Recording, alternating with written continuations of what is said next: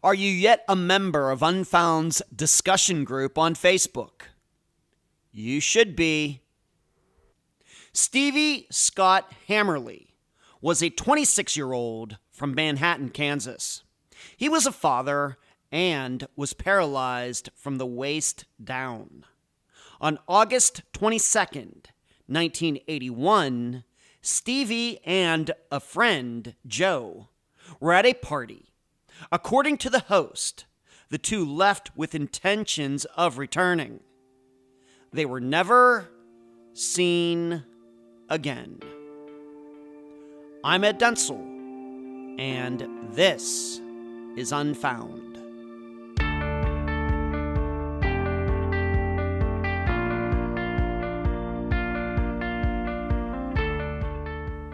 I'm sure many of you are familiar with the song by Johnny Cash, I've Been Everywhere. It came out in 1996 and has been featured on a variety of commercials since. Interestingly, though, that is not an original American song. It actually comes from Australia in 1959, and the singer goes through a bunch of locations on that continent.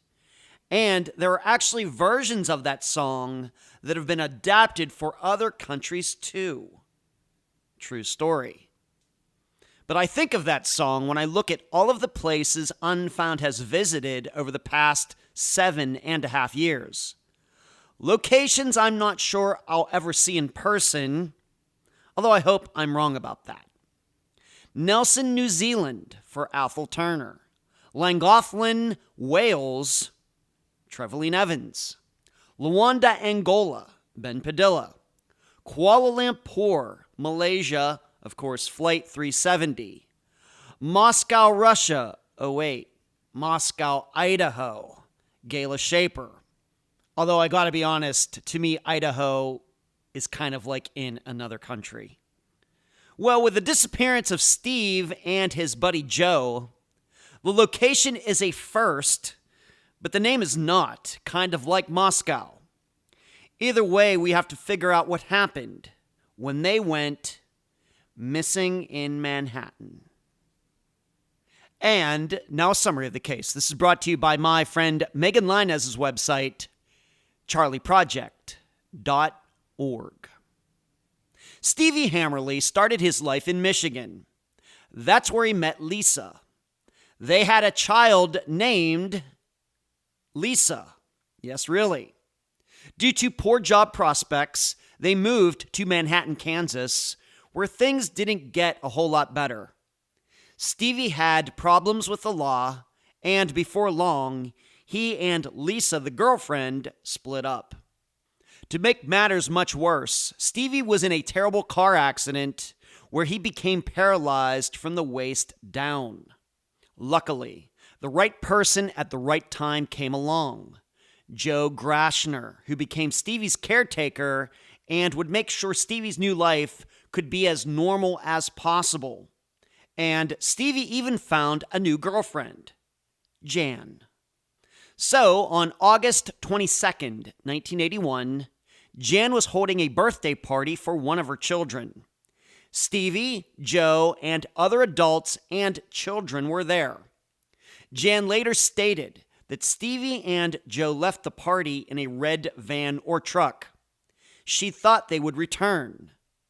They did not. They were never seen again. A few days later, Jan showed up at Lisa's, the ex-girlfriend's, with a typed letter allegedly from Stevie, saying he would be back for Lisa and their daughter. Before the 1980s were over, though, an adult who was also at the party, Gerald Hirsch, came to be connected to the disappearances of the two men. Then 30 years later, the true story of what happened at that party was finally revealed, with Gerald and other men being involved, but also with Jan going to her grave without ever telling the truth about that day. Here at Unfound, we have very few disappearances that have proven to be connected to sex crimes against children. Contemplate why the percentage is so low, despite the topic being prevalent in our society, while you also try to answer these 3 questions during the interview. Number 1, why did not Stevie fully understand the danger he was in when he got the answer to that fateful question? Number 2, how is it possible that so many people and children who were there that day lied for so long? And number 3, do you think the reason Gerald and others got away with their crimes for so long is because of their close connection to local law enforcement? Stevie and Joe's family certainly believe Gerald and others murdered the 2 men that day. The guests for this episode are Stevie's ex-girlfriend at the time, Lisa Duvall, and the daughter of Stevie and Lisa, Lisa Faircloth. Unfound News. I went to that Psychology of Serial Killers show last Friday. I thought the content was excellent. However, I could have really done without the humor. I found it distasteful. Next, the newest Unfound Now is out. I analyzed the now very well-known disappearance of Caleb Harris, who went missing from Corpus Christi back in early March. Please check out the video on Unfound's YouTube channel. Finally, I actually read a report that labeled itself as a missing children's study. In actuality, it's a murdered children study, and a flawed one at that. I'll tell you what I mean this coming Monday on the live show.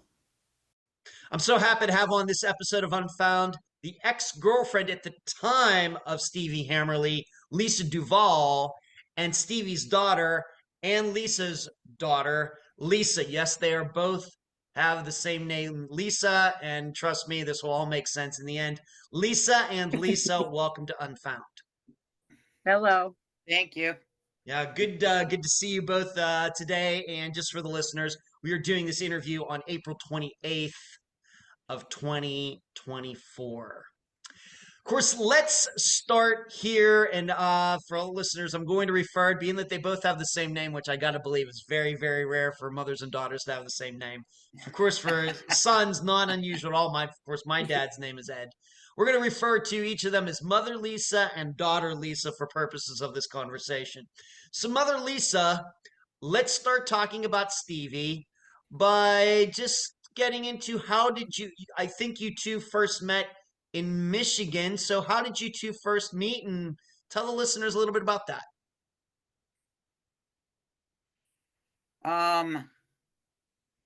He was actually my best friend's boyfriend. She moved to Arkansas. Huh. He moved her to Arkansas, came back up here, and then he pursued me. You did? Okay. That's how I met him. Is that how you met him? Okay. How did your best friend feel about you dating Stevie? I guess they had a falling out or something. Or how did she feel about that? Well, that's what I assumed. You know, I don't know. She never really said much, but you know, sometimes with the way she acted, I had a feeling that he wasn't her ex-boyfriend and he was just a player. Oh, I see. Okay. So did she stayed in Arkansas? He goes back to Michigan, and you hit it off. Yep. You hit it off. If I can ask, what were some of the qualities that Stevie had that attracted you to him? I think it was basically he was older. Oh. He was much older. Oh, okay. Yeah. Okay, how much? If you could say how many? Excuse me. I was 16. He was 24. Wow. Okay. Okay, so 8 years older, and you two hit it off. And how long were you a couple before you ended up moving to Kansas? Do you remember? Let me try to think. Probably a year. Okay, so it wasn't like a sudden thing. An infant when we went to Kansas. Okay, all right. And when you think about Stevie now, what were some of the? Of course, you were attracted to him maybe just because he was older. I'm guessing he had some other redeeming qualities. But what do you remember him being into? What were some of his interests and hobbies outside of you two dating? What do you remember? What was he into?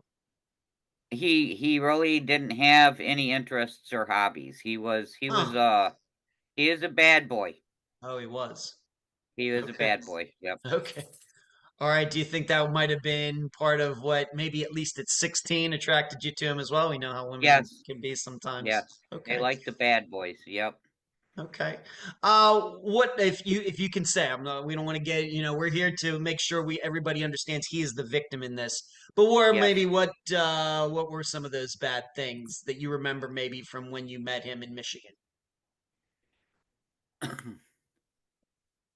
He seemed to really want to be a biker. Oh, he did. Yeah, he Okay. really wanted to be a biker. Uh-huh. Hung out with a lot of people in bike clubs. But the bad thing is you can't be a biker if you don't have a bike.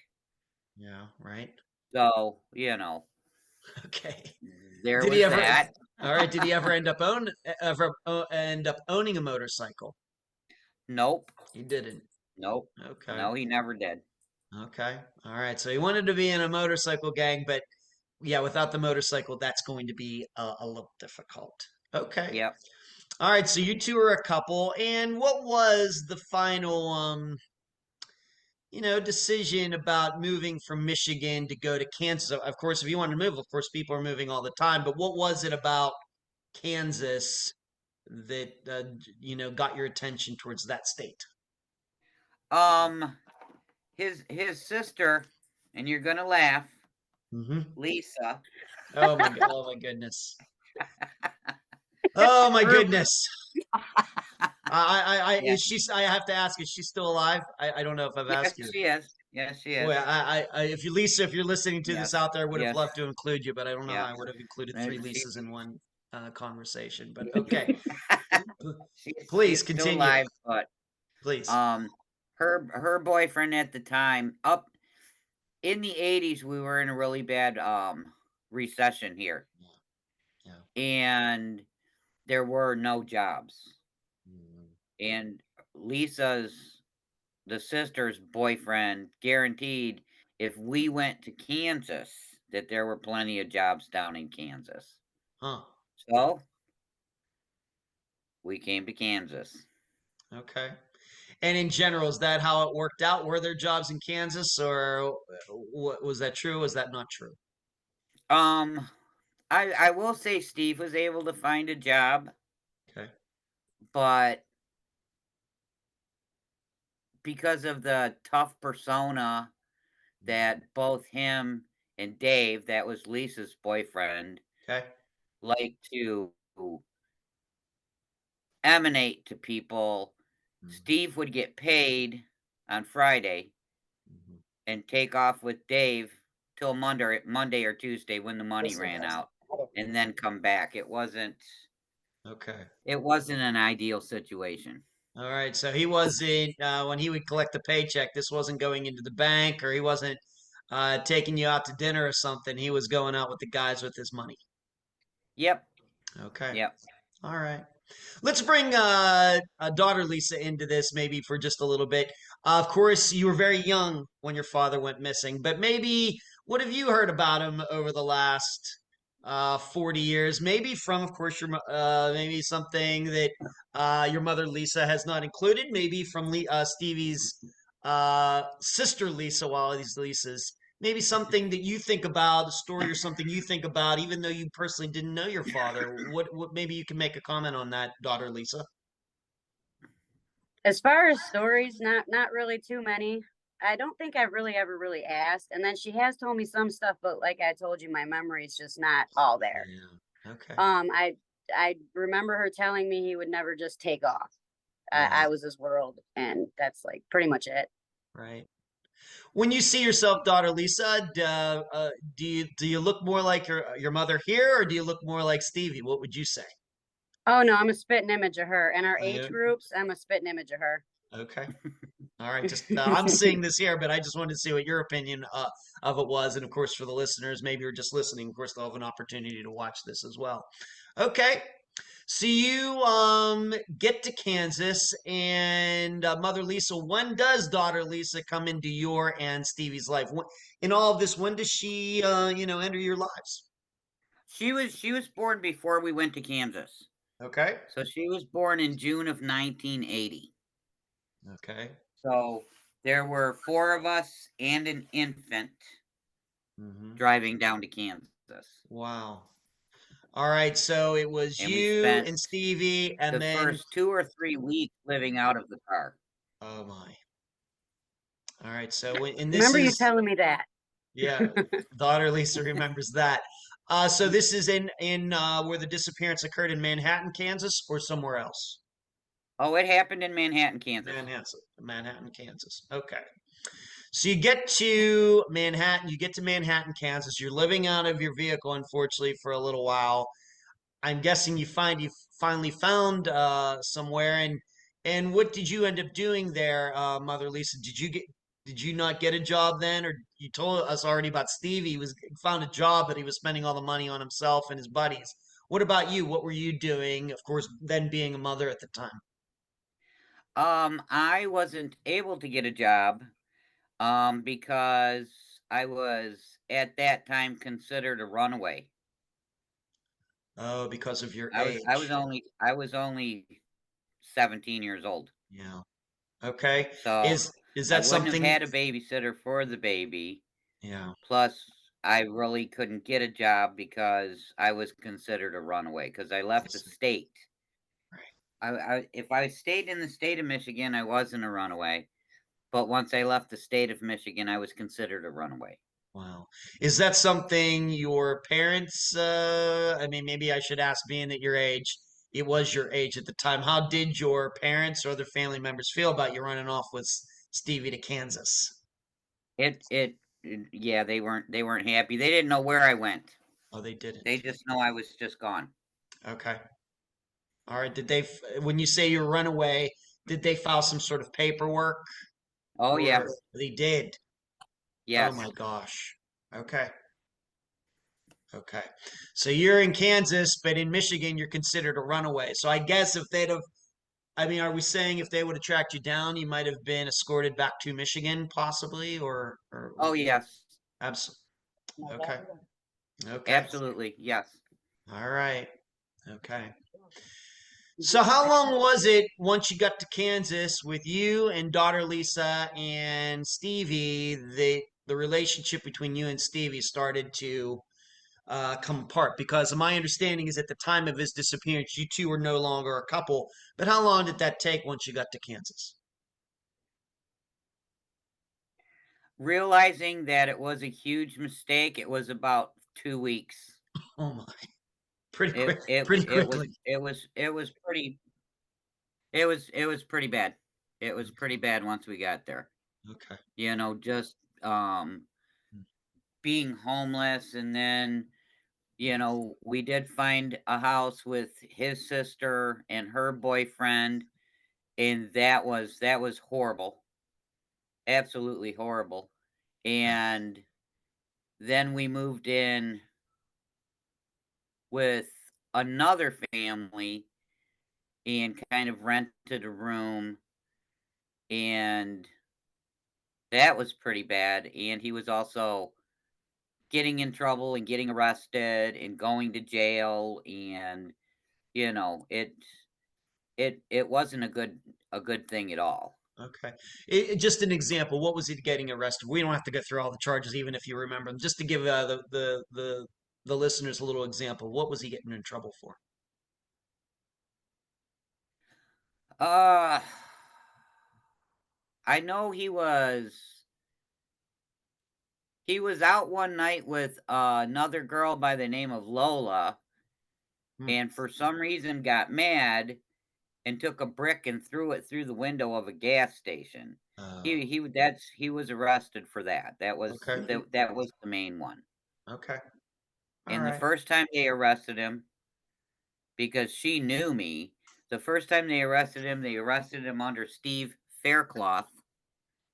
So they Oh. came and picked him up, took him in to book him, found out he had the wrong name, had to let him go. and came back the next day and arrested him again. So For under the name of yeah, Hammerle. under the name of Hammerle. Yep. Okay. Okay. All right. How was he? If I'm going to, of course, ask you this right in front of your daughter. How was he with baby daughter Lisa? Oh, he worshipped Lisa. Look at you, daughter Lisa. Yeah. Well, that's good to hear, I guess, right? He might have been a bad boy, but he loved his daughter. Well, he has 2 children. Oh, he does. Eddie and Jenny from a previous relationship. Okay. That were taken away from him. You know, his ex Christine basically wouldn't allow him to see the kids, and then wanted her new husband to adopt them.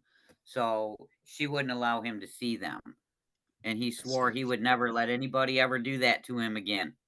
Okay. So yes, he worshipped Lisa.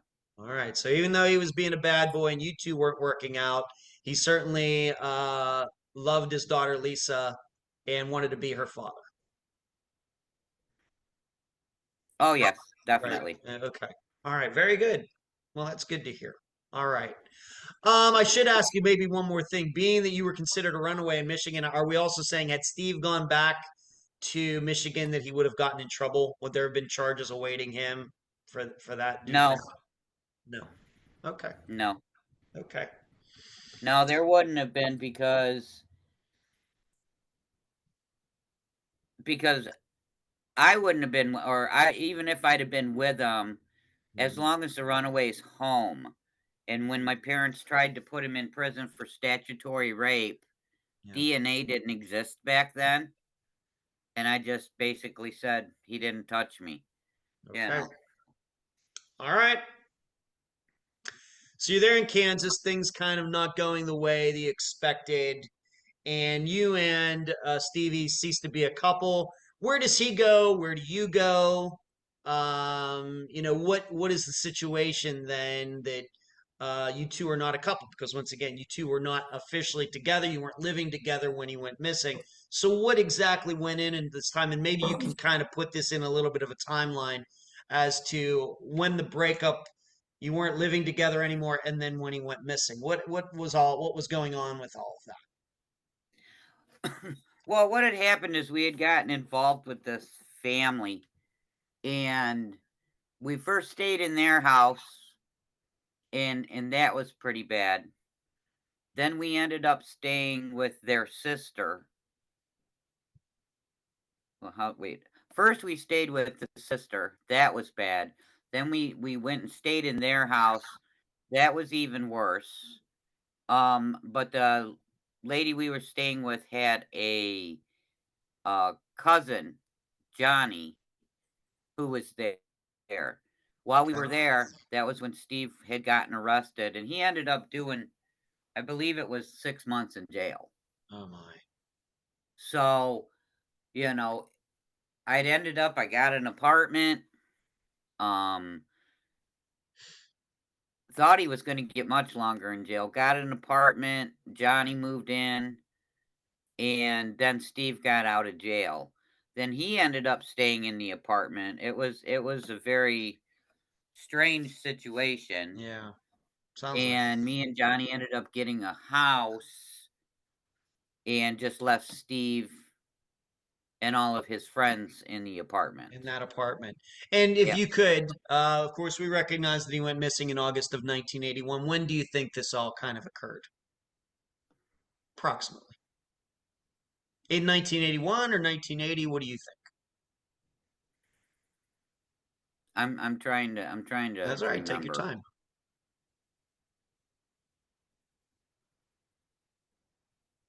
time. I think this would have all occurred like in February of 1981. All right. February or March. All right. So like 6 months before he goes missing, this is what was going on. Okay. All right. So Right. after you move out, Right. you move into this house with Johnny. Daughter Lisa's with you. Steve's still in this apartment with whoever else. After that, how often were you communicating with Stevie? How often was he seeing daughter Lisa? What can you say about maybe those next few months, maybe getting into the summer of 81? Do you remember? We were communicating quite often because we didn't live far apart. Okay. You know, he would walk over, or but he did used to just show up. Okay. And being that he had just gotten out of jail, was he able to get a job after he got out of jail? I never asked. Never asked. Okay. Never asked. Okay. And so I guess you had no problems with him seeing the daughter that you had together. He would come over, hang out with you, see. Nope. Nope. Nope. What would you had no problem with that, or what? When you say nope, please. Well, I couldn't hear you. You faded out. Oh, I'm sorry. I'll report it again. No problem. So after you two living in separate areas, separate places, he's coming over. So he would see daughter Lisa and sometimes come over to hang out. Or He not. never hung out. Okay. He would just come over and see her for a little bit. Johnny ended up being a pretty brutal person. Oh, okay. Yeah, he was highly abusive. Okay. All right. So just approximately, once again, I know we're going back over 40 years now. How often would you see him? Would you see him maybe, Stevie, once? So I'm just, because the listeners know this, you may not know this. Really like to try to get an idea of what was going on in a person's life before he went missing. Of course, we're going to eventually get to Joe as well. But just to give an idea of how much contact this person was having with people that we trust, like you at the time, in contrast to Jan and these other people we're going to talk about here shortly. But how often were you seeing him throughout the course of 1981? Approximately. Approximately at least every other day. Wow, pretty often then. Pretty often. Oh yeah. I would say that pretty often. Okay. Let's now move up to this. The crash, because when he went missing, he was actually in a wheelchair, and my understanding is that he had been paralyzed from the legs down. What do you know about this crash? And of course, you weren't there, but what do you know about it, and when did it happen? What went on? The crash happened in July of 1981. And it was with two people that actually we knew, Les and Mooney. And they were in Topeka, Kansas, driving down a road and lost control of the car. Les and Mooney happened to be buckled in. Steve was not. They flipped the car several times. And Steve ended up with the only one with injuries. And we even have thought that this could be tied in with everything else that went on. Okay. All right. And we'll certainly, when we get to that, we can certainly talk about maybe how this crash could be connected to his disappearance. That, I guess, it's something we'll certainly have to discuss. But he got paralyzed from the waist down because of this. Yes. Oh my. Yes. Do you remember seeing him right after this happened? And how did, I mean, we all like the use of all of our limbs and everything else. None of us hope this happens to ourselves or anybody else that we care about. How did Stevie handle this? And, when you saw him that first time after that, do you remember that? Yeah, he seemed okay. I didn't get to go see him when he was in the hospital because Johnny wouldn't allow it. Yeah. Okay. But he seemed okay. Wow. I once again, if I just can't imagine something like that happen. I mean, I guess if he had a positive attitude, that's the proper attitude. But wow. So he had to get around in a wheelchair then. Yep. Okay, and this happened in July, and of course, approximately, just roughly, maybe a month to 6 weeks later is when he went missing. Of course, the accepted date that we're using is August 22nd of 1981. And so what you're saying is Stevie got paralyzed, but these other two guys, they were able to walk away from they continued to live on and were not severely injured like Stevie was. Okay. After this happened, the way you understand it, once again, I know you weren't around a bit, was somebody like caretaking for Stevie, being that he was in a wheelchair. Obviously, people who are paralyzed from the waist down, they usually need some help. Do you know what was going on regarding that? I know at that time he was with Jan Shanback. Okay, we're going to talk about her. Yeah. Okay. and living with her and her kids. And then there was I mean, I heard that Joe was taking care of him. Okay. But I mean, that wasn't anything I had any personal knowledge of because I was the one that introduced him to Joe. Okay. And he was just like just like a the best way to describe him would be a surfer dude. I mean, he was fun and he was nice and you know, Okay. he was a great guy, so I mean, I could see him helping Steve, but nothing I ever formally heard said he was his caretaker. Joe's niece did tell me that he Yeah, had a please. paralyzed uncle he used to take care of. Okay. All right. So that is very likely he was helping for that reason. Gotcha. That's some interesting insight there. Okay, let's just talk about them. Of course, they're next on the outline anyway, but maybe we'll flip it around. Joe, you knew him first. How did you know him first? Mother Lisa, how did you know him first?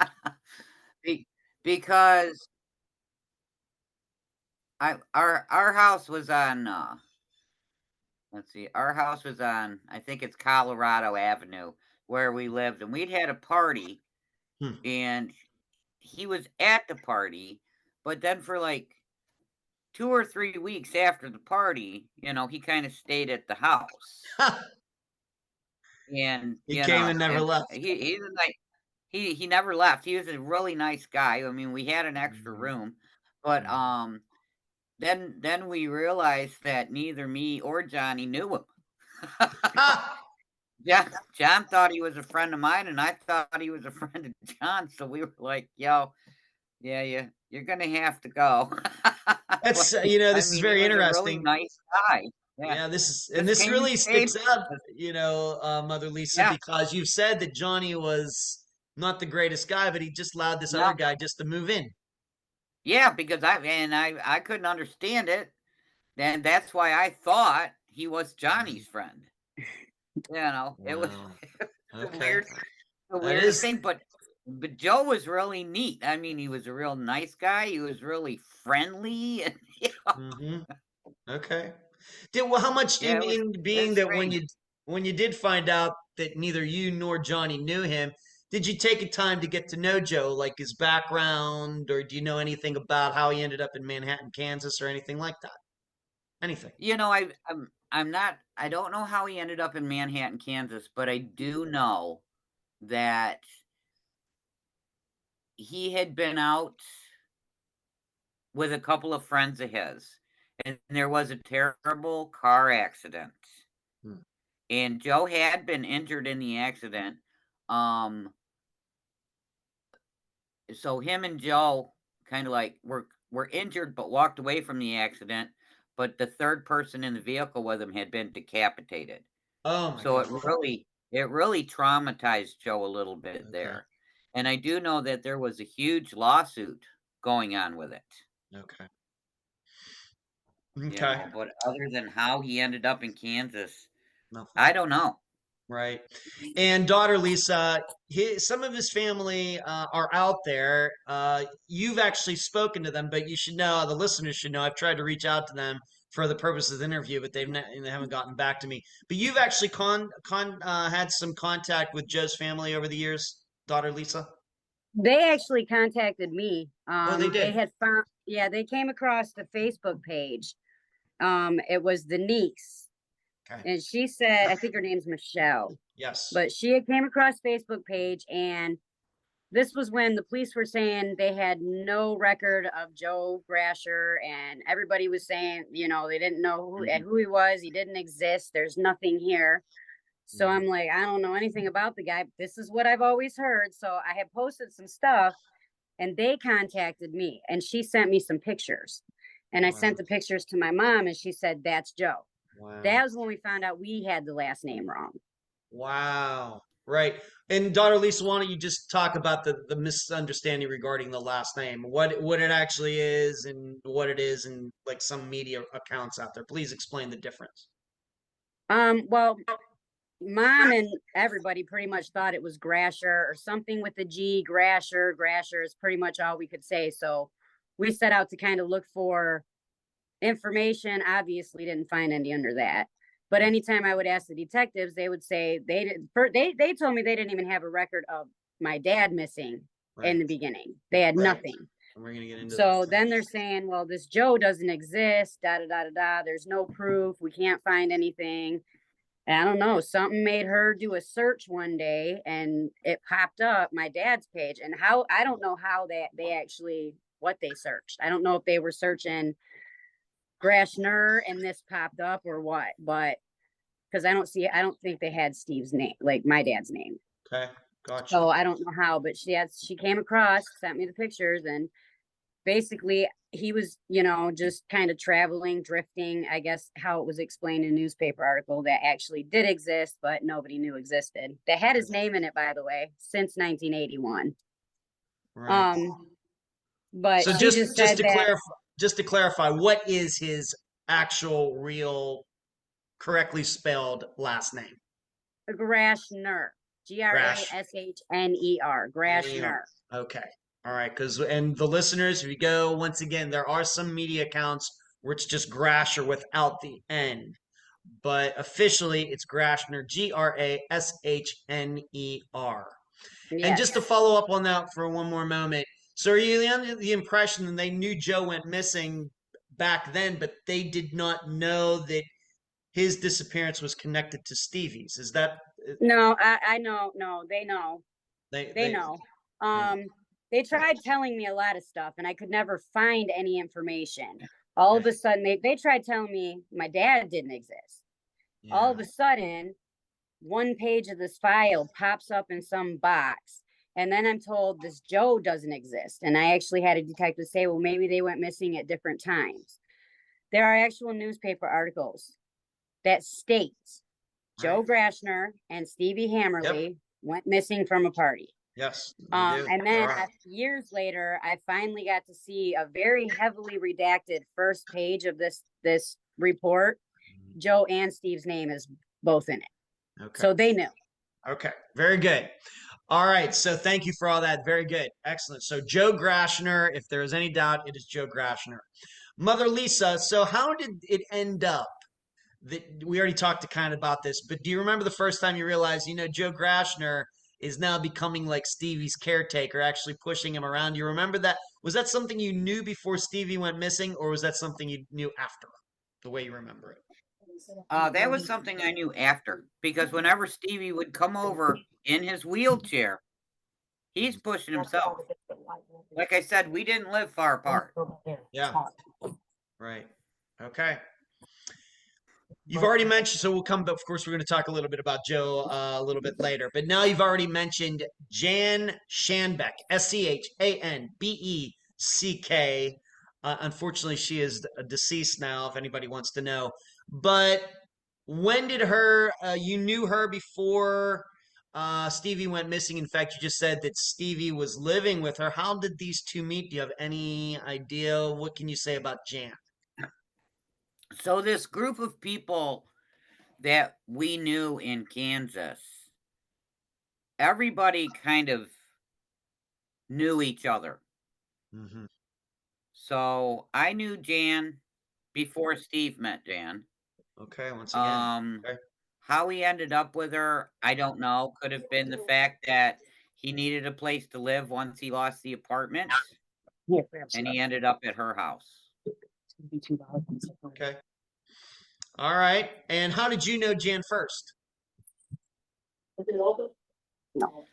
Through Johnny. Through Johnny. Okay. And I believe I met her son, Greg. I met her son, Greg, first. Okay. Very good. Maybe I should ask you this. How did you meet Johnny?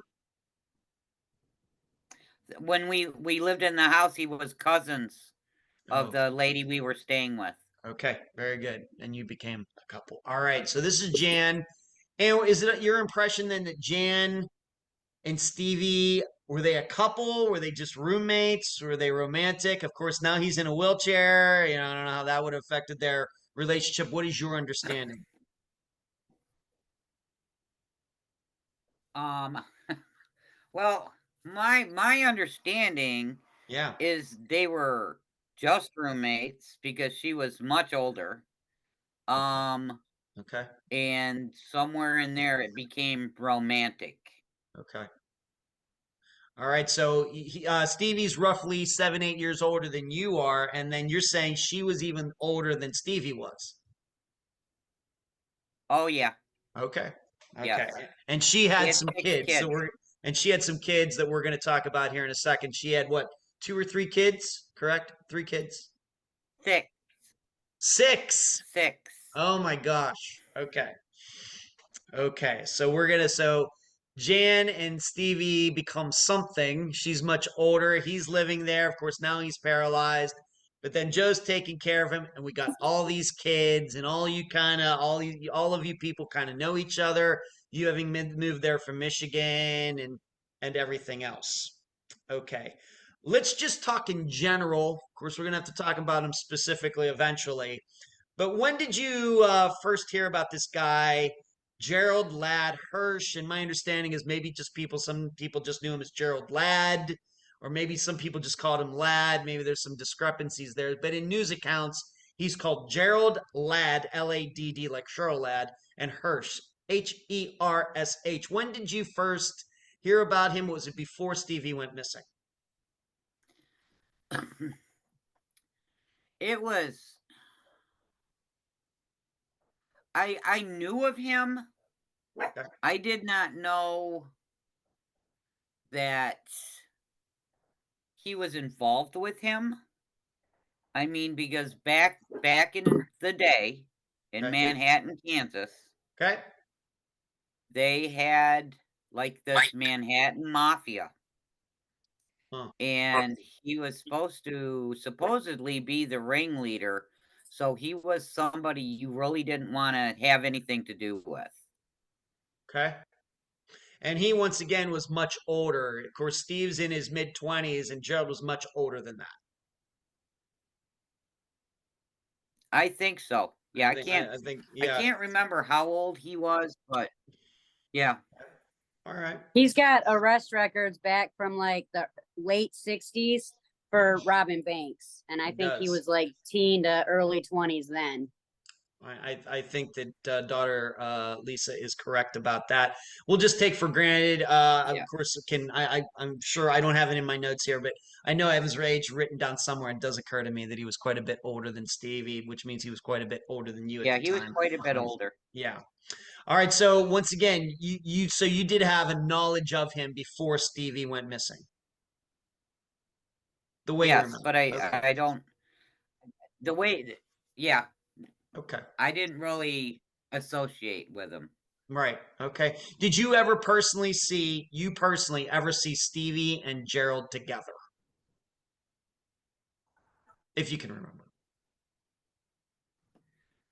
No. No. No, Okay. when Steve would come over, it would just be Steve. Okay. Very good. Let's move on to this. And I just have this in the notes as the trouble starts. And this is something probably Stevie did not know what he was getting into when he asked a very innocent question of one of Jan's children, but this is sometimes how it goes with disappearances. Why don't you explain? Of course, you were not there when it happened, but my understanding is Stevie eventually explained it to you. What happened? This happened, I believe this happened right before the car accident. And Okay. they were, just at the house, and Steve happened to have some candy and asked the kids if they wanted any candy. And one of the kids said, "Do we need to take our clothes off and have pictures taken to get the candy?" Oh, baby. Of course, Steve ended up passing this story along to you. How do you remember him telling you how he reacted to this? Did he think that the kid was just joking around, or what? What do you remember? Once again, I realize this is over 40 years ago, but these are just questions I have to ask. If you remember it, how did Steve react? I don't think he reacted well Yeah. because I know, I mean, this upset him. Yeah. But he did make Jan contact the police He did. and file a report. Okay. This was right before the car accident. Right before the car accident. Okay. But of course, this then got put on the back burner after he was in the wreck. And of course, I'm sure was in the hospital for quite a while, especially since he lost the use of his legs. After he was put in a wheelchair, did you, when you saw him the next time, back when he could certainly maybe get back to a normal life, did this topic ever come up again? No. Didn't. Okay, so this is No. just a one-time thing. It Because happens. he realized I was in a Right. Please. yeah. What were you going to say there, Lisa? He You were in a realized how abusive the relationship was I was in, yeah. and he wanted to get me out of there. Right. Johnny wanted to get you out of So yeah, he wanted to get me out of there. So there. Okay. he had come over, I believe the last conversation that we had, he had come over and told me that he was filing for Social Security disability. Okay. That little Lisa would be, eligible for that. He would make sure he got me all the paperwork. And then he wanted to come back up to Michigan. Wow. That he needed to get me away. Yep. Okay. All right. So Stevie wanted to get you away from Kansas. Or Johnny wanted to get you away from Kansas. Stevie wanted to get me away from Johnny. Okay. All right. Stevie wanted to get you away from Johnny. Okay. And the fact is you did end up moving away from Kansas, right? You did end up moving from there. I actually had to escape from Johnny. It had to be well planned and well orchestrated to get me and little Lisa out of there. Okay. But this conversation regarding the candy with you, the conversation you had with Stevie, this only happened the one time. Yep. Okay. Yep. And your understanding, once again, I realize you had your own life to leave. Johnny was controlling you. But your understanding, though, is that Stevie told Jan, you better call the police. Your kids are being molested or something like that. Raped. They were being raped. Okay. And she did. Okay.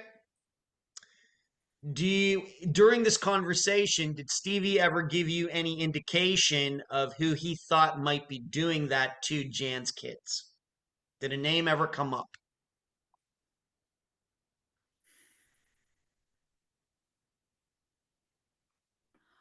I believe he thought that their father was the one feeding them to the guy. Okay. Okay. That's what you think Stevie thought. Yeah, because I believe their father was working with the guy, and I knew him as Al. Okay. Or Lad. Okay. All right, and we'll bring daughter Lisa back into this, I'm sure at some point. But this is very heavy, being that you were there, Mother Lisa, for this. All right, so once again, I know I'm being very specific, but when you and Stevie had the one conversation, did Gerald's name ever come up? No. Okay. Do you think did Stevie give you the impression that Jan knew this was going on? Of course, we know there are women out there who ignore their men in their lives molesting their kids. This happens. Very sad. Very horrible. Especially in the 80s. Yep. Did Stevie get the idea, in your opinion, that Jan knew that this was going on or not? Any idea? I think he thought she knew. Okay. All right. So we have a situation. Stevie's with this woman, Jan. He's just or not that they were being, but I think she had an idea. Okay. All right. So just to set this all up. So Stevie's with this woman, Jan. Before the wreck, something's going on. They're just all of them hanging out. He has some candy, he offers a child, and he gets this bizarre response. But even though it's bizarre and unexpected, he takes it to be true that something's going on there between the kids and guys in their circle, adult men in their circle. says to Jan, you got to do something about it. And the belief is that Jan did do something about it. But then right after this is when Stevie gets in the wreck that paralyzes him from the waist down. Yep. Okay, very good. Let's move on to this, because now we're after he's paralyzed. We come up to this party, which for all these years has been accepted as the time when Stevie and Joe go missing. What do you know about this party? I know you weren't there. Just what you've heard about it. Who was there? What kind of party was Okay, this? I know Please. absolutely nothing. I know Okay. nothing about this party. Okay. What I was told Okay. when Jan came to my house was that Steve and Joe had gone to the store Mm-hmm. to get a Pepsi and a pack of cigarettes. And never came That's back. what I was told. Okay. And never came back. And never came back. Okay, very good. So you weren't there. You had no idea about this party. But do you remember then, this is coming from Jan, she came over to your place to tell you this, or on the phone, or what? She came over to my place and she had her daughter Susan with her. And she looked shook up, because I'll Okay. never forget it. Okay. And she handed me this note that had been left in her mailbox. And it was typed. Okay. And it said, I wish I had the note. I don't have a copy of it. So I'll just kind of give you the gist of it. And it said that Totally fine. he had hit it big. It was from Steve, and he was having somebody by the name of Larry type this up for him. But he'd hit it big, and he would be sending for Jan and her children soon. Then it said, and the baby. The baby being daughter Lisa. Yeah, and the baby. And it was signed with an S. All right, so it wasn't his name totally signed like Stevie No. Hammerle, Stephen Hammerle, or anything. It was just an S. No. It was signed with an S. And I took one look at that and said, he's dead. You need to go to the police. Just a feeling I had. It would have never, ever happened. Okay. How did Jan react to that? Planning on bringing me back up to Michigan. Okay. When I said that, she kind of.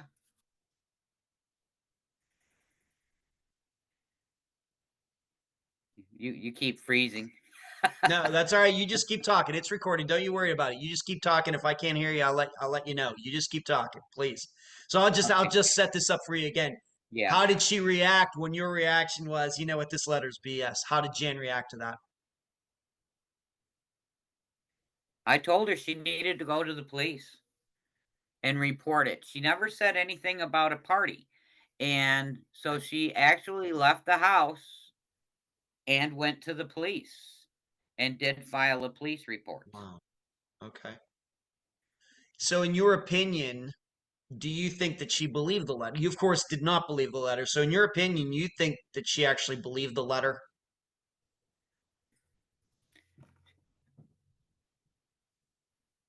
I don't think she believed the letter. Okay. All right. I don't think she believed it. All right, because we're gonna find out. I don't want to ruin it for everything yet, but we find out later that she knew some things that she didn't want to exactly tell you at that point. But all you know is, so before she even showed up at your house that day, did you have any idea that Stevie and Joe were missing? Had you even heard through the grapevine, or you said, you know what, I haven't heard from Steve in a few days? Nothing. Not a word. Not a word. Okay, so you find out it from Jan. She shows up just out of nowhere with this letter, this typed letter, and she says, you know what? Those two guys left, never came back. How did you, of course, you saw the letter, but when this happened, did you think back to when Stevie told you the story about the child story? Did that something that occurred to you then, or not? What was going through your head? Actually, the first thing that went through my head is that Johnny had killed him. You actually thought the man in your life is the one who did something to Stevie and Joe. Is that Yes. right? Why, of course, we've heard Yes. nothing flattering about Johnny yet, but that was your first impression. What had Johnny threatened Stevie? Did he say, I'm going to hunt him down and do something to him? What was it? It didn't involve Joe. Because Joe was just such a,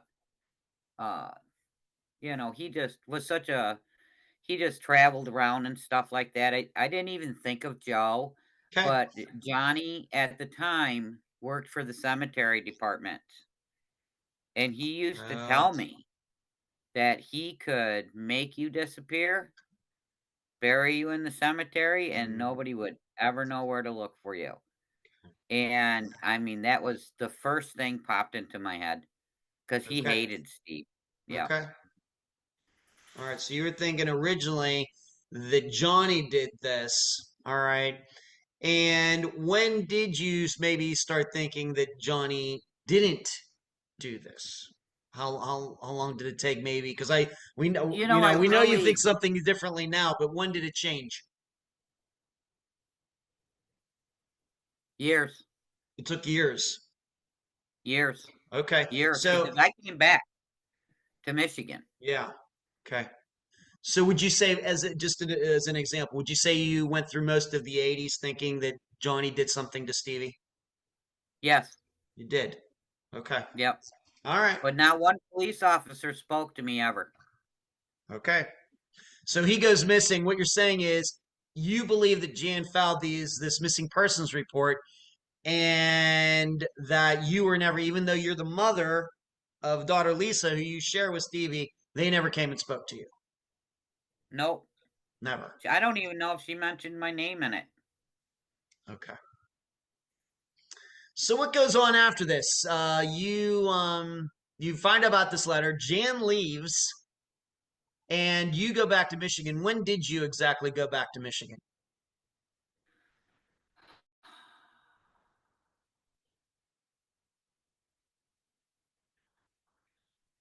It was around the end of September, Okay, beginning of October. So just a month later, month and a half later Yeah. is when you got the heck out of Kansas. Yep. All right, went back to Michigan. Okay. Now my understanding though is over the next several years, did you run into Jan? Did you talk to Jan? Well, yeah, she would call. We were friends. Okay. She came up a couple times and spent time with Steve's family. And actually more time with his family than I ever did. Huh. And I think the last time I spoke to Jan, her son was getting out of prison. Wow. And going on parole, and he basically needed a sponsor, and she wanted to know if I would sponsor him. Wow. And I said yes, I would, and that was the last I heard from Jan. Wow. Wait, once again, I realized a long time ago, approximately what year was that? That I can't remember, but it was still in the 80s. It was still in the 80s. Okay. So Okay, you're hold having on. this. Okay. I think my son was born, so that would have been 85, 86. Okay. So you talked to Jan several times. Did Stevie's name ever come up? Did the investigation into his disappearance ever come up in the conversations you had with Jan? No, because I mean, I was under the impression him and Joe, and the story was him and Joe went to the store to get a Pepsi and a pack of cigarettes. Yeah. And got in a red van. That is basically all it was like. And here I'm picturing in my mind that they had, wheeled them. He had wheeled him, or they had gone down the street and got met by somebody that was in a red van, and they got in there and just were never seen again. Okay. So no, I never really brought it up. She never discussed anything with me. Okay. Especially concerning him. Okay. And by this time, you had gotten away from Johnny, right? You had gone back to Michigan, Yes. gotten away from Johnny. Very good. Good. Yes. Okay. So you lived most of the 80s, like you said, maybe thinking maybe Johnny had something to do with this. We just know that these two guys took off. Who knows? Maybe Joe convinced Stevie to, if Joe was like a surfer type of dude, maybe they went to California and Stevie was just out of contact, starting a new life or something. Could have been a lot of different things. Let's now move up, though, to the late 1980s. And when did you find out? How did you find out about these charges against the guy we've already mentioned, Gerald Hirsch? When did you find out about that? Do you, of course, now by this time you're an adult, you may be involved in some of this, daughter Lisa. What can you say about that? Well, yeah, probably a lot of the newer information she ended up getting from me, my Okay. research and what Yeah, I've heard. please. But no, upon researching Gerald, he went to prison. In 1989, his property was searched for, from what a detective told me, was they were trying to find the pictures from Jan's kids. And they heard the pictures and the bodies were in this well. So they were going to go search this well. There's a newspaper article actually Yep. that mentions this. There it is. And then the detectives swear nothing was ever found. So Okay. I did, all the searches I could find on Gerald. And I found out he was in prison for lewd acts against a child and terroristic threats. But it was not these children. It was some different kids, a different situation. He had transferred some kids over state lines for, I don't know why, but he got in trouble for it.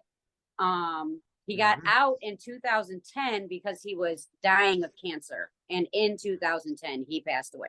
Okay. Being that you were working on this, daughter Lisa, when did you personally find this all out? Roughly. About 2013. 2000, so over 10 years ago.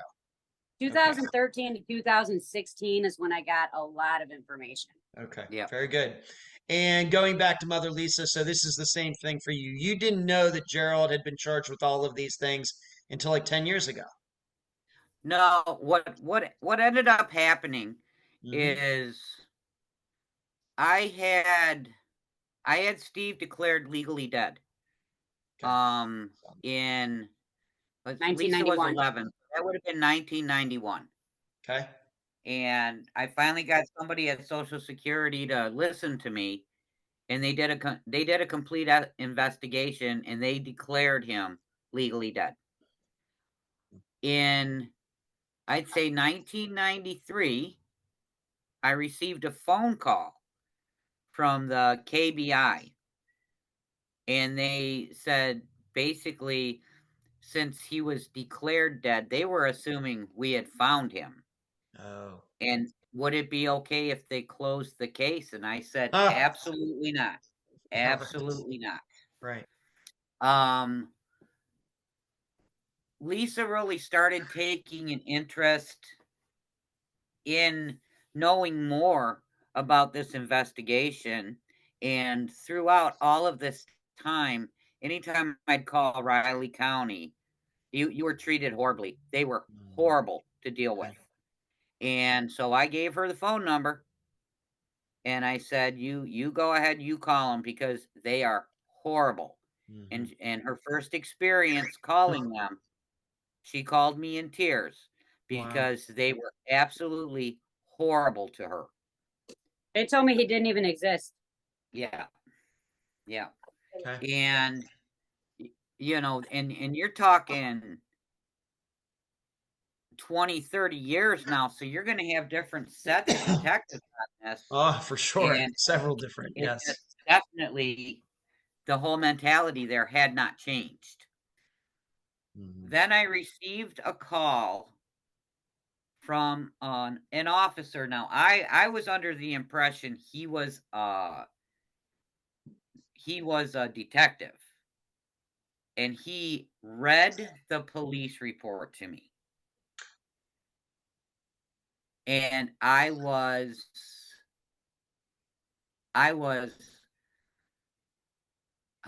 so shocked. I couldn't even think, because if I'd have really been thinking, because here I'm thinking I'm going to hear what I've heard all these years. Yes. I would have written down every damn word he said.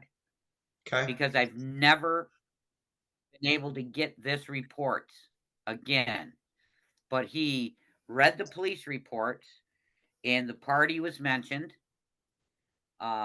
Gerald Hirsch was mentioned. All right, just to be clear, just so I can jump in for a second, you had never heard about the party before, correct? Never heard about Never. the party. So, right, Never again, heard. right. Just so I make sure Never heard that him and Joe.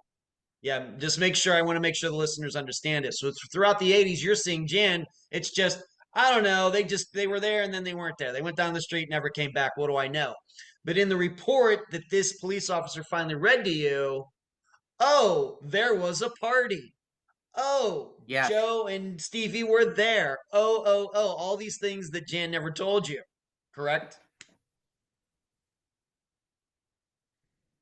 Correct? Yeah, that's correct. And Okay. basically Joe wasn't even a target. Right. It was Gerald Ladd and Mitchell Hauser had gone to the party earlier, and they left and they came back. Huh. And they were taking Steve, because really he couldn't put up much of a fight. Right. And Joe went, I think, to protect Steve, or at least to, they Okay. didn't know what they'd gotten into. Yeah, just so we're understanding, this is an investigator with what, Manhattan, Kansas Police, Kansas Bureau of Riley Investigation. County. Riley County. Riley County, somebody there, an investigator, actually read this to you over the phone. Yep. Yep. And there Okay. were 4 names he named off. Okay. I only remember the 2 because I was in shock because he's asking me if I know these people, and I'm like, this is the first I've ever heard this story. Mm-hmm. What year again? Remind me. We've been So- doing this. What year again was this? This all happened again, please. I think it was around 2010, 2013, somewhere in there. All right. It was about 2013. All right. Yeah. So, daughter Lisa, that is your recollection as well. Okay. So, and in that report, once again, going back to what you heard about this report, Mother Lisa, was a knife mentioned? No, a knife No. was not mentioned. Okay. No knife was mentioned. But did it say something along the report when it was read to you? Did it say something along the lines that Gerald and these other guys forced Steve and Joe to leave, something like that, or what? Basically, yeah. Okay. Yeah. Okay. Do you have any idea who told this news story? Did it come from Jan? I mean, it certainly didn't come from one of those guys because they would implicate themselves. Do you think that the police got this story from Jan or from somebody else? The kids. The kids. It came from the kids. No, they got the original story from Jan. Okay. I heard it from the kids. I'm sorry. All right. But You heard yeah. it. So, daughter Lisa, you're saying you've heard this story too, and you've gotten it from Jan's kids. Yeah, the detectives won't tell me. They she heard that. She called me like, "Oh my God, you'll never guess." Because at first it was like, "Okay, he disappeared. I'm gonna figure out what's going on," And then she called me and told me about the police report. So then she started giving me names. I started hunting people down. Came across some people, and I actually found 2 of the kids. All right. 2 of the 3. Okay. One of them has passed away. All But right. I heard, I'm not going to name them because Okay. they're not That's fine. here, but Fine. that it was a knife, and that the main reason my dad went was because the kids were in the house, and that Joe basically just went because he was there with my dad, or however that happened. But all right. So, in your opinion, both your opinions, then what you're saying is these kids who talked to you, daughter Lisa, kind of corroborating or backing up what Mother Lisa was told by this investigator just a couple years before that. These stories kind of go. And I can't get the detectives even now to talk about it anymore. That was like the one and only time. I got another investigator after that who said, "Well, I need a while to investigate now, blah, blah, blah." And then I never hear from anyone. But when I do, it's, "Well, we don't really know much. And if we show you anything, it's going to be heavily redacted." None of Yeah. this is in what they sent me. None of it. That's the one and only time it has been mentioned to anyone from a detective. All right. So we have this. So for all these years, you're thinking it's just two guys took off, and then suddenly, 30 years later, you're hearing something. Well, these guys were forced to leave, and in fact, we have names on and on and on. Yeah. And in fact, getting specific, Jan never told you any of this back in the 1980s, correct, Mother Nope. Lisa? She never said Nope. that. She never said anything like that. Nope, never. Don't ask me. Okay. Of course, this red van, let's talk about it for a little bit for both of you. Any idea whose van this could have been? Any allegations of whose it could have been for either one of you if we're to believe this red van actually existed? I've been told by the detectives it was Gerald, but I think I could be wrong, but I swear I looked at the police report again the other day and it said it was Joe's, which is really weird to me because I don't remember ever hearing that. Detective told me that it has come up, it has been said a truck and it has been said a van. But the van was Gerald's and has never been seen since. They've never been able to find this van ever again. This I just found out a few years ago. Okay, so for everybody listening to this, so not only are Joe and Stevie missing, but seemingly there's a red van of unknown make, that of unknown model year or anything else that seems to also be missing. Yes. Maybe. Okay. Yes. We've always been told it was a truck. Bit of truck. And then the van, that actually came from the detectives. Okay. And it's in the police report. All right, now, but I have to ask you something for daughter Lisa. Being that you have the reports, does it say anything in there about what was read to Mother Lisa years ago about nothing in there about that? No. Hold on, my daughter is trying to FaceTime me right now. Okay. No. What I sent you a copy of the report. That's all I've ever seen. Okay. I've had detectives kind of like I had one tell me a little bit of more information here and there, but then he got moved off the case. But as far as like seeing anything, what I showed you is all they will show me. They absolutely refuse to show me anything else. And they did close the case back in 1991, by the way. It was closed after she said not to close it. They did close it. I'm sure they did.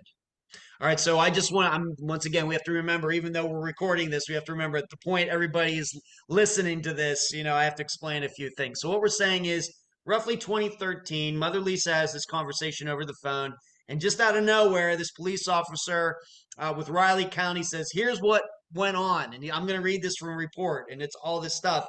But then later, daughter Lisa, when you get this, there are some things that this Riley County sheriff mentioned that aren't in the reports that you got. Yeah, there's been quite a few things mentioned over the years, but as far as what all they let me see, it's heavily redacted. Is the first page. They say because it's an open case, it basically just has their names and that they disappeared in a red van. And I think I read it the other day and it said Joe's red van. So I'm very highly confused about the red van at this point. Okay. Yeah, it wasn't Joe's. Joe didn't have a car. Yeah. Okay. Let's move on to this. And of course, we've mentioned this, this really, once again, the way I look at this seems like, it was pretty quiet for all the 80s. And of course, then Gerald Hirsch's name gets into the news in 1989 for all these charges, in which he did eventually go to jail. And both Joe and Stevie's name are mentioned in this particular article, maybe for daughter Lisa. Also talk something about a chicken farm or something. Why don't you tell the listeners about this? This was actually mentioned in that one article, daughter Lisa, if you want to talk about that. I think the one article was 1985. And what I was told was Gerald or his family, they owned a lot of properties. This is the whole thing. Okay. But they owned this chicken farm. And at the time, this chicken farm, it had a house on the property that he lived in or used for stuff. And it had a lot of wells on the property. One in particular is where he dumped the bodies. Now, I've been told somebody's seen the bodies down there a couple years later and even seen the wheelchair down there. But this person is now saying that that's not true. They're backing out of that. So I don't really know on that. But Okay. it was mentioned in the newspaper article, and I do believe it was 1985, that upon some information, they also heard that these bodies and a bunch of other stuff was dumped in this well. And then this well was buried over.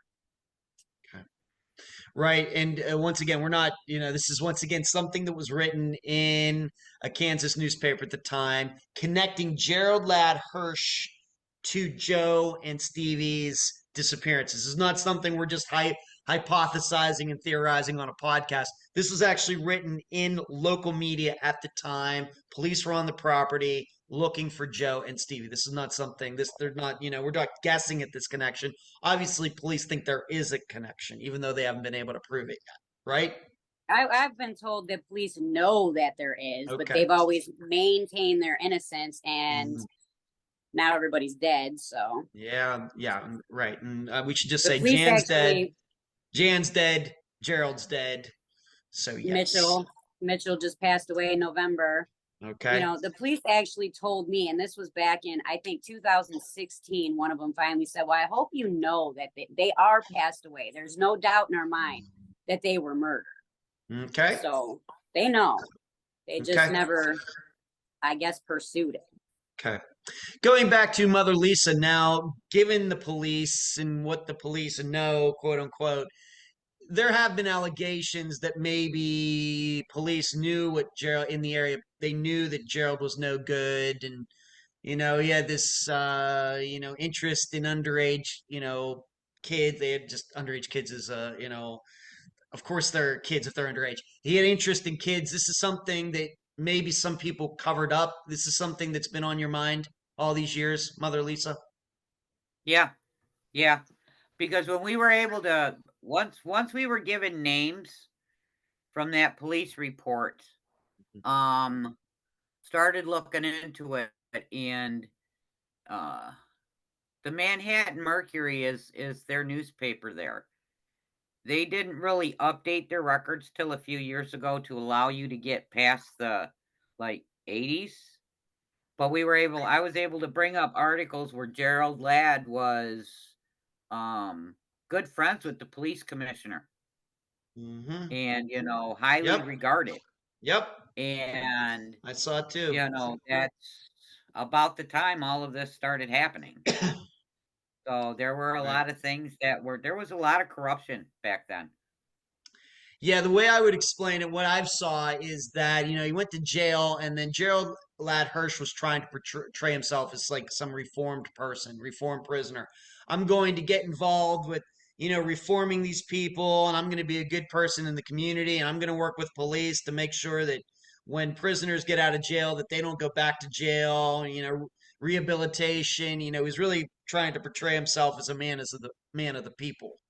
Is the way I would explain it. But in the end, I think he was just a con man, and a very, very bad guy. But yes, so because of this, he crisscrossed paths with a lot of people in Manhattan, Kansas, whether it's police or leaders, because he was trying to portray himself as some reformed person who I've changed my ways, and I'm going to be a law-abiding citizen now, which of course it was all a show.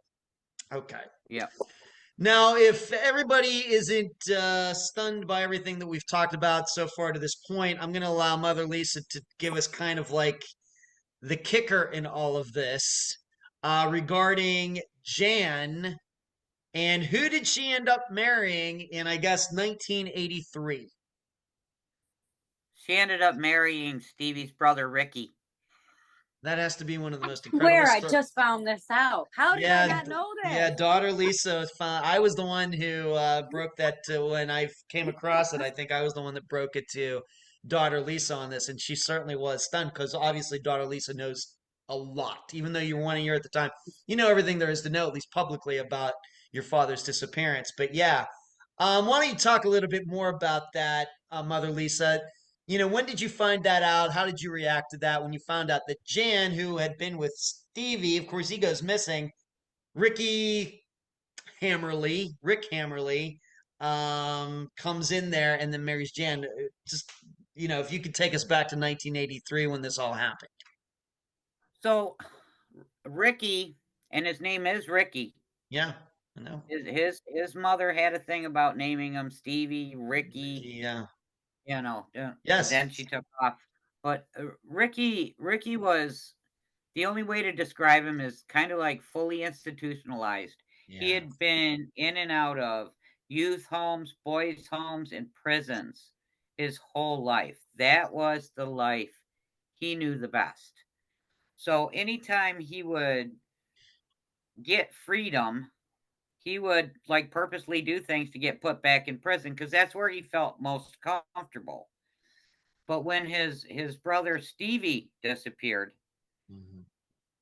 Ricky decided, because he ended up getting out of prison around that time, that he was going to go to Kansas and he was going to find his brother.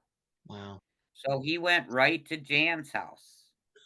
And Jan and him ended up getting together and getting married. Well, there's a marriage license, so they didn't legally get married. Yeah, they did. But it's in the paper. he also ended up, from what I heard, beating her children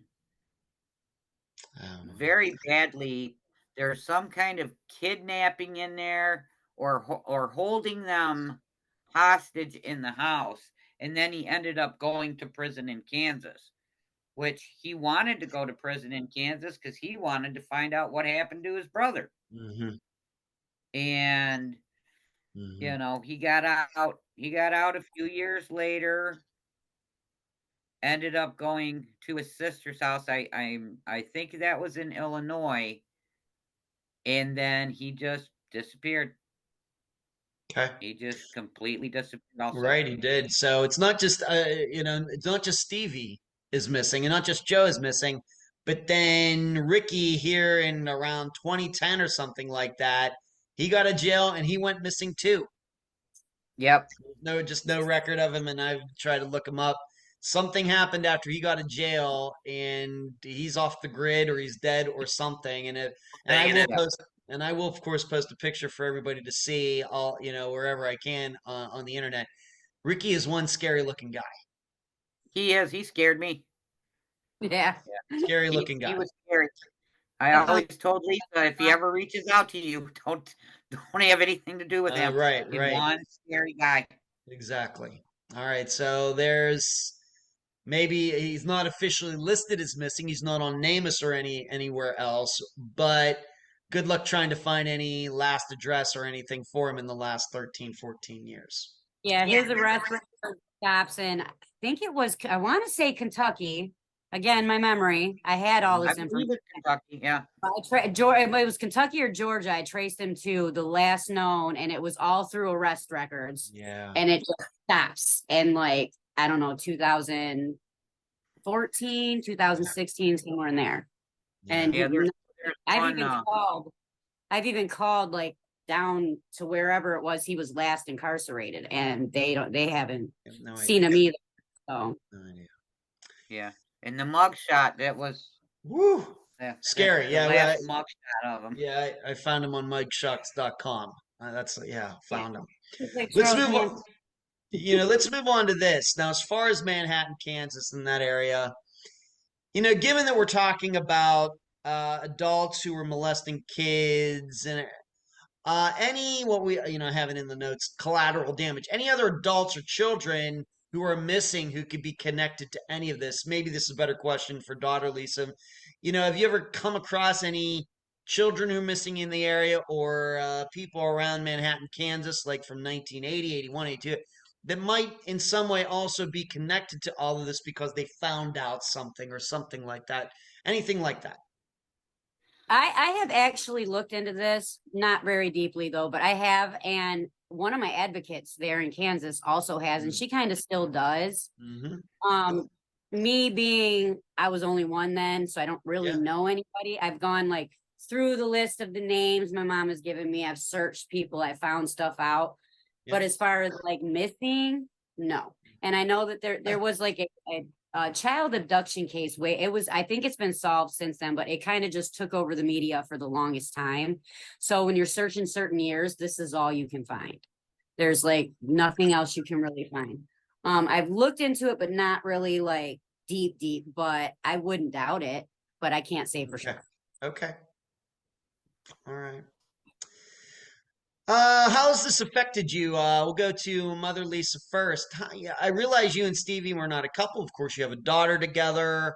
He goes missing. Would it say that it's really affected your life that much? Of course, I'm sure you wish Stevie was still around so daughter Lisa could have gotten to know him because despite him being maybe a bad boy or anything, it very well could have been that it would have been a spectacular father. That can happen. How's this affected you over the last 40 years, Mother Lisa?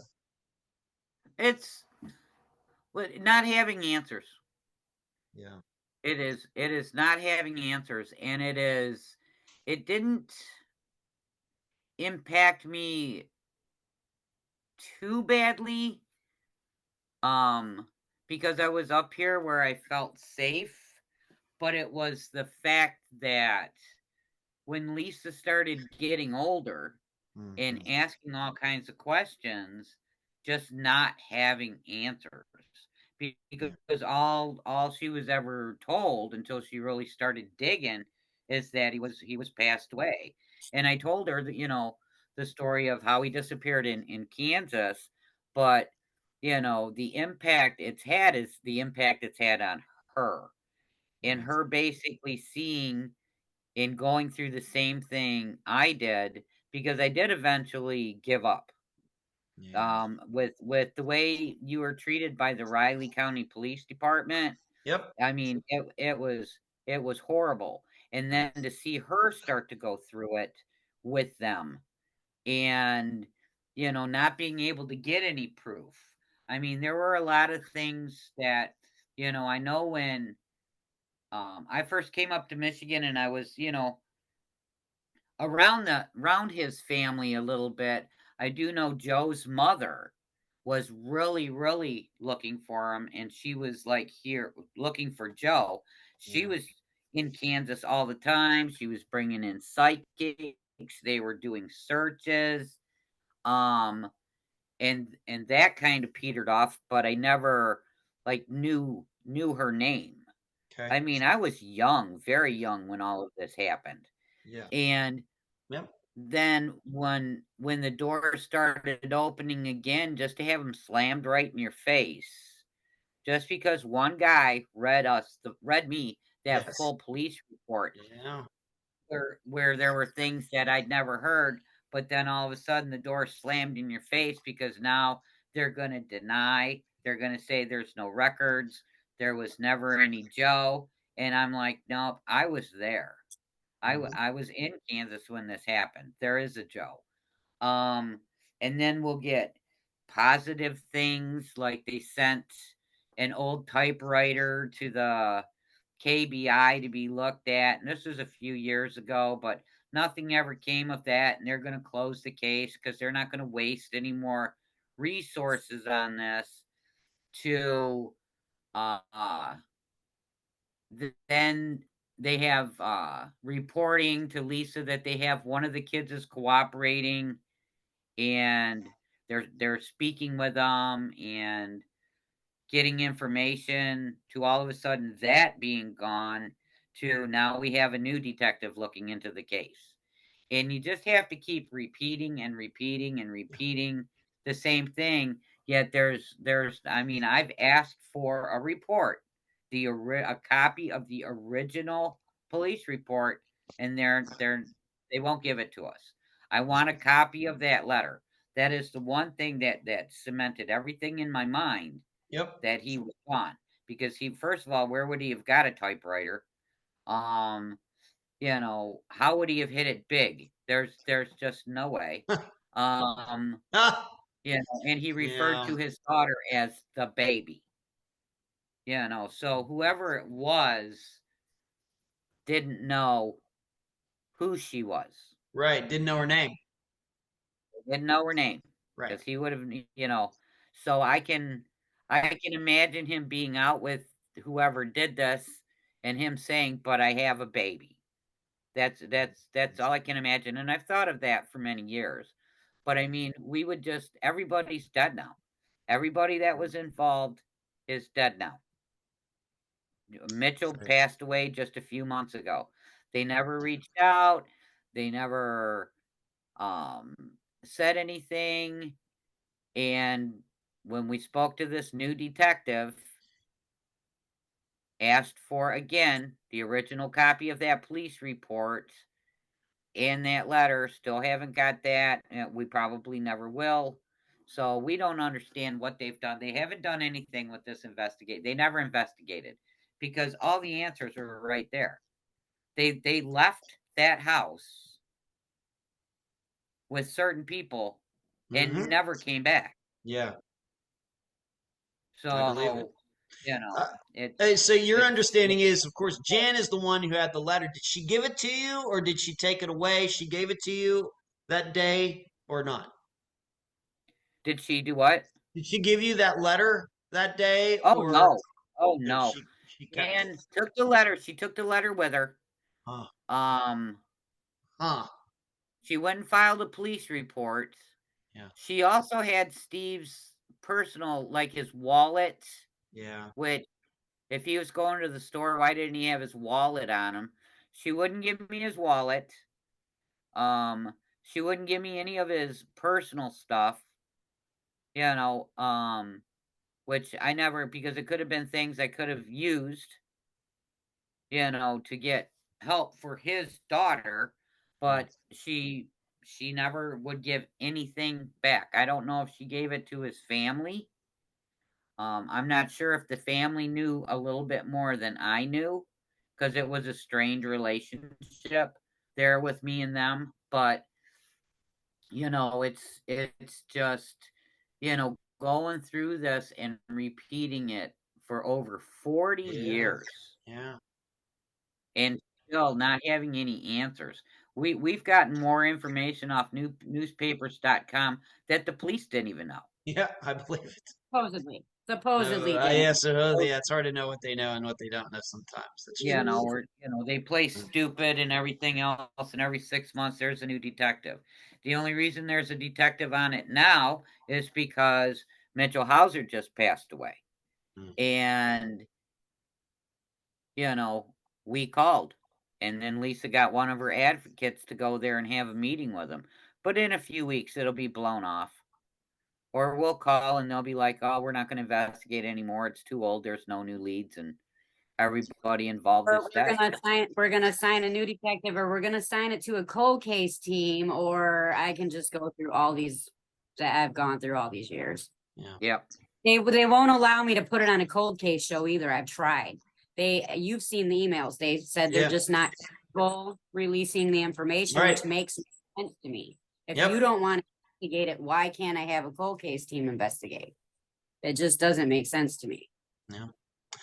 Daughter Lisa, has your DNA ever been collected or somebody connected to Stevie? Of course, we can't connect Mother Lisa's because she's not genetically related to Stevie. Has your DNA or somebody in Stevie's family ever been submitted? What can you talk a little bit about that? Yes, it took me years to get him on NAMUS. Jerry Brown actually helped me get him on there. And he also set up for DNA collection from me and from his other daughter, my sister, Jennifer, who was living in Florida. They got both of our DNA. Great. Now, what about also for daughter Lisa, what about Stevie's biological family? Of course, we know about Ricky Hammerle, but if everybody else, if they've been as interested in all this over the years, if they've done as much as to you two have, daughter Lisa, maybe you can talk about that a little bit. No, I've had contact with them through the years, here and there, sporadical type stuff. None of this was really ever talked about. My sister and my brother didn't really have a lot of information until I started doing what I was doing. And I didn't even find out about them until I think 1992 when I was 12. when my sister called me, and I didn't even know I had a sister. Wow. My brother wouldn't talk to me then. He just didn't want to accept that I existed. I guess there was a whole thing with their mom didn't want them or me to know about each other. So when my sister turned 18, my dad's mom, stepmom, woman who raised him, told her about me. And that was, she called me, and I was like, Mom, I got someone on the phone. And then that's when she started kind of telling me a little bit more. And I was, didn't know. So through the years, no, I've pretty much enlightened them on some things that they didn't know, but they don't really have seen, like my grandma and cousins. And most of them are on my Facebook. I didn't even know about my Aunt Diana, the one in Indiana that took in Ricky, until a few years ago. Basically Facebook has linked us all. But other than that, they don't talk about it at all. It has never been spoken about with me. Never. Okay.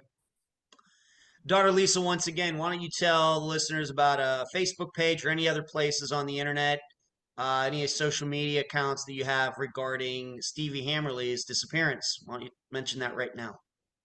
Basically just the Facebook page, Missing Stevie Scott Hammerle. From there, Joe's family found me, and then they made theirs, which is Joe Grashner, Missing Joe Grashner. Yeah. And I did some YouTube videos, but they were so it was before I had any information. This is when I was still searching for people.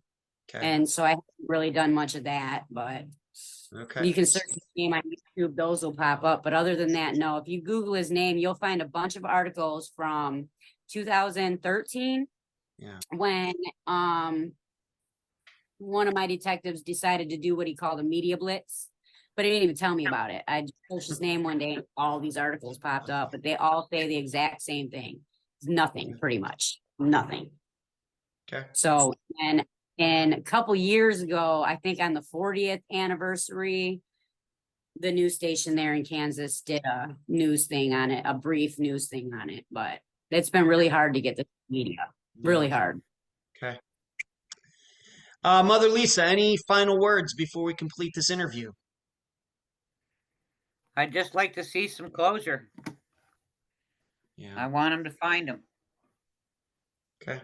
I want him to go back out to that chicken farm, and I want him to find that well that they said they couldn't find years ago. I just want him to find him. Take it seriously.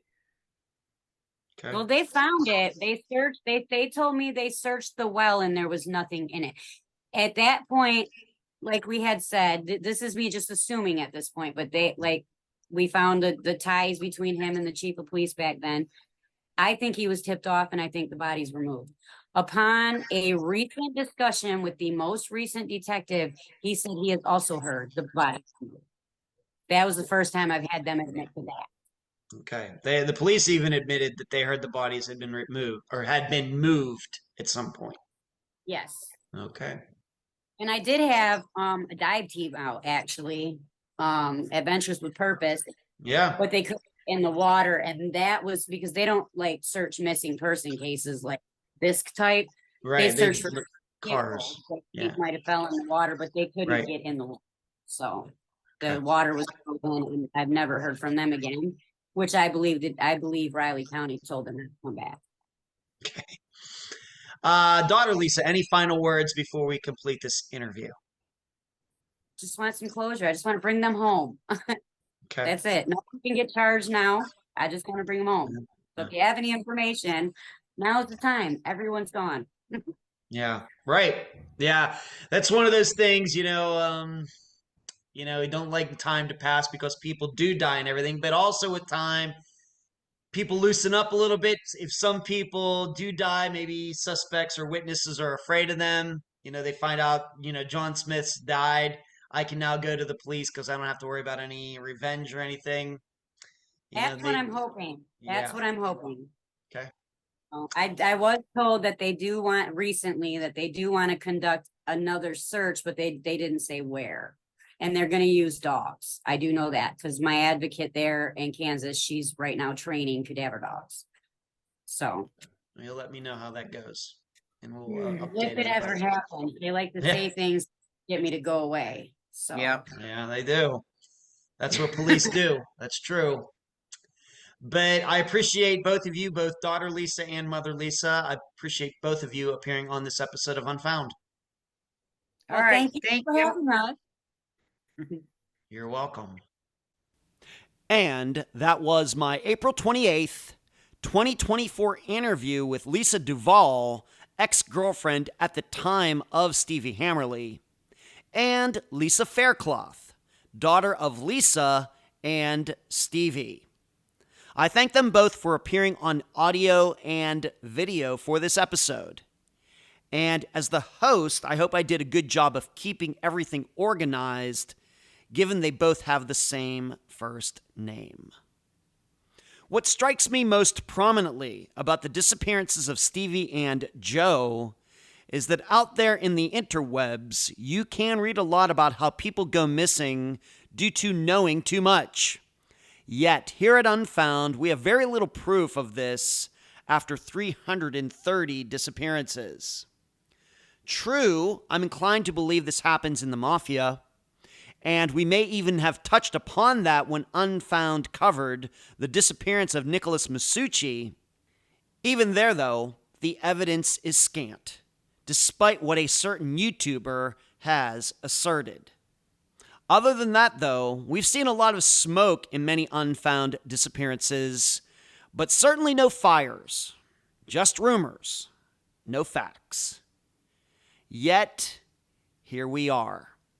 Stevie and Joe were certainly murdered due to what Stevie discovered inadvertently, and Gerald and others couldn't take the risk that Stevie would spread the information to law enforcement. And as I sit here writing this, I think Mother Lisa is very fortunate Gerald and the guys never found out that Stevie had told her what that child said to him. Or this episode might have been about Mother Lisa's disappearance as well. This then takes me to Jan, the party thrower, the mother of the children who were being molested. She surely knew what was going on. Jan surely knew what happened to Stevie and Joe. She surely knew the typed letter was fake. Jan lied right to Mother Lisa's face for years about the disappearances, and she married Stevie's brother despite her knowing what happened to Stevie. Really, at this point, maybe we need to be open to the idea that Jan was one of the conspirators herself. Could she have known what was going to happen at the party before it happened? I really think we have to be open to that. The big problem is Jan is dead. Gerald is dead. Mitchell is dead. Yes, there may be other adults involved who are still alive, but those three seem to be the main players in Stevie's and Joe's disappearances. And by the way, I want to give a shout out to the children who were at the party that day who have been brave enough eventually to talk about what they remember. Overall, despite Manhattan, Kansas only having a population of 54,000, 40 years in, the difficulty of solving these disappearances is more like finding these guys in the big Manhattan, where the population is 1.6 million. If you'd like to hear and read more of my in-depth analysis into the disappearances of Stevie Hammerle and Joe Grashner, please go to patreon.com and sign up to partake in the Unfound blog. Until then, I leave the public theorizing up to you. And that's the program. Right now, while you are in your podcast platform, Spotify, YouTube, iTunes, wherever, give Unfound a 5-star review, a thumbs up, whatever that platform allows. I thank you for listening. I'm Ed Densel, and you've just finished this episode of Unfound.